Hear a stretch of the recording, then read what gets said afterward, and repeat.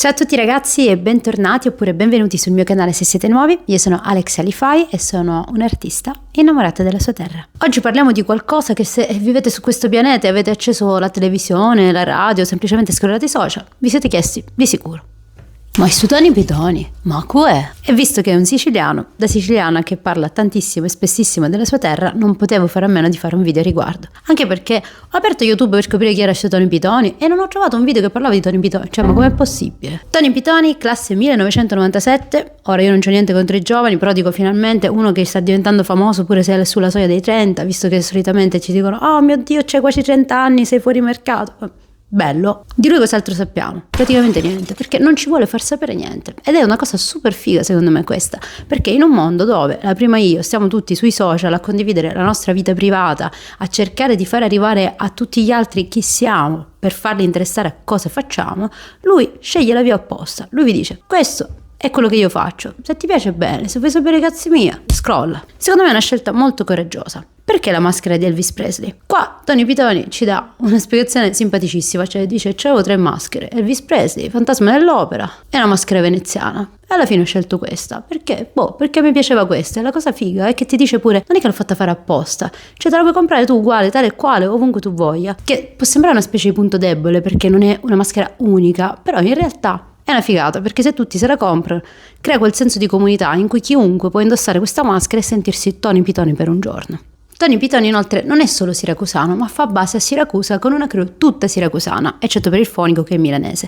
Perché mi piace questa cosa? Perché da siciliana, come tutti quanti, se siete del Sud Italia potete capirmi, si sa bene che la prima cosa che ti dicono quando vuoi fare musica è: allora di qui te ne devi andare. Che palle! Critichiamo tanto i social, critichiamo tanto questo mondo interconnesso, ma se c'è una cosa buona tra le diverse che hanno fatto i social è quello di poter dare voce a tutti senza bisogno necessariamente di andare tutti a Milano. Niente contro Milano, però capite bene che se pare una specie di condanna, no? Tu c'hai questo sogno nella vita, da qui te ne devi andare. E invece no. E Tony Pitoni ci dice pure che lui vorrebbe rimanere a Siracusa perché gli piace fare base a casa sua, gli dà una tranquillità in un mondo che corre sempre e che lui non vuole andare a rincorrere sto mondo super iper veloce, cioè gli piace Siracusa, che poi è una grande città, è bellissima.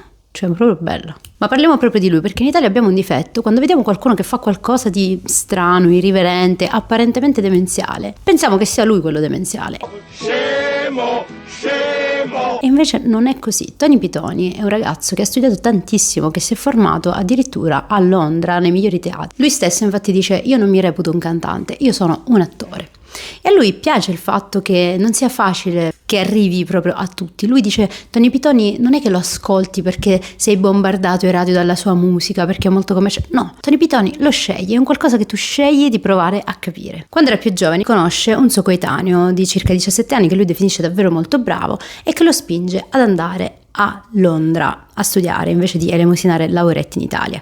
Qui Sig, facciamo scendere una sorta di lacrimuccia perché è veramente triste questo discorso, però chissà, magari è proprio quella la sua fortuna. Io ho studiato all'estero sia in Inghilterra che in Corea del Sud per brevi periodi, però comunque ho vissuto lì da sola e ho sperimentato cosa significa vivere all'estero, e secondo me è molto diverso da una vacanza, perché vivere all'estero, oltre a una conoscenza della lingua, ti spinge proprio ad entrare in contatto con la cultura, e questo può ispirarti musicalmente, proprio ti fa cambiare dentro. Ecco, quindi secondo me questa sua parentesi è molto importante. Lui poi torna a casa durante il Covid e comincia a scrivere queste canzoni un po' così irriverenti, un po' per far divertire gli amici. Lui si definisce lo zio Brillo che inizia a cantare canzoni sporche alle feste. Senza rendersene conto, piano piano questo diventerà il suo lavoro. Dovete sapere infatti che lui prima lavorava, dava ripetizioni in inglese, ovviamente ci sta, sfruttiamo la lingua, e lavorava, cioè vendeva canapa per alcune aziende farmaceutiche. Inizialmente vengono pagati solo i musicisti nel suo progetto, mentre lui reinveste tutto nella musica. Tony Pitoni non è uno stupido così che ti canta delle canzoni strane. Lui va ad X Factor, fa le audizioni, canta Alleluia di Cohen,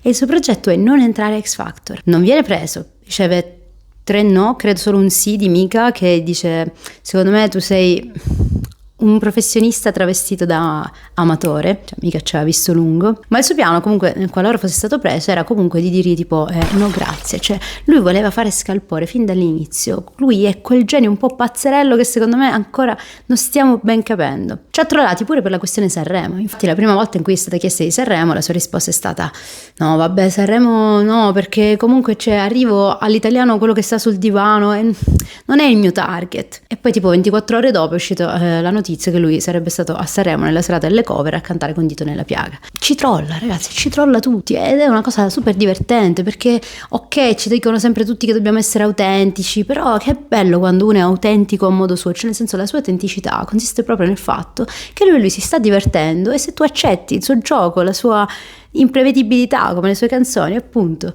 cioè stacce, se tu vuoi ascoltare lo ascolti, non hai idea di che cosa farà la prossima volta. Lui non esclude nemmeno che in futuro potrebbe fare delle canzoni più serie.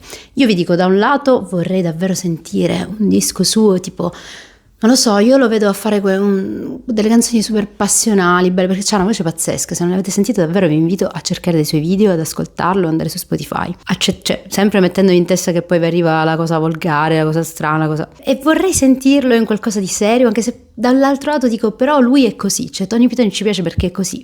Sono sicura che mi piacerebbe anche nell'altra veste, però ogni tanto, ecco, un pizzico di serietà ogni tanto nella sua irriverenza. Voi cosa ne pensate di questo? Non lo so, fatemi sapere nei commenti. Io non riesco a decidere con me stessa se voglio sentirlo cantare una canzone tipo, non lo so, Tony Pitoni, ma è confuso.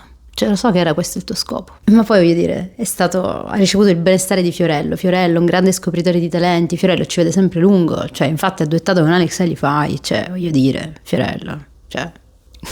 Sì, ho capito Alex, ma come ci è arrivato questo? Quando è che è diventato virale? Virale c'è diventato proprio qualche mese, di più di qualche mese fa, con la sua canzone Donne Ricche. Lui lascia il suo vero lavoro, perché in Italia lo sappiamo, se sei un musicista non è un vero lavoro, e si dedica finalmente a quello che è diventato il suo vero lavoro, perché allora in Italia funziona così, se sei famoso essere musicista è un lavoro, se non sei famoso pure che lavori 50 ore al giorno per fare musicista non è un lavoro, è un hobby.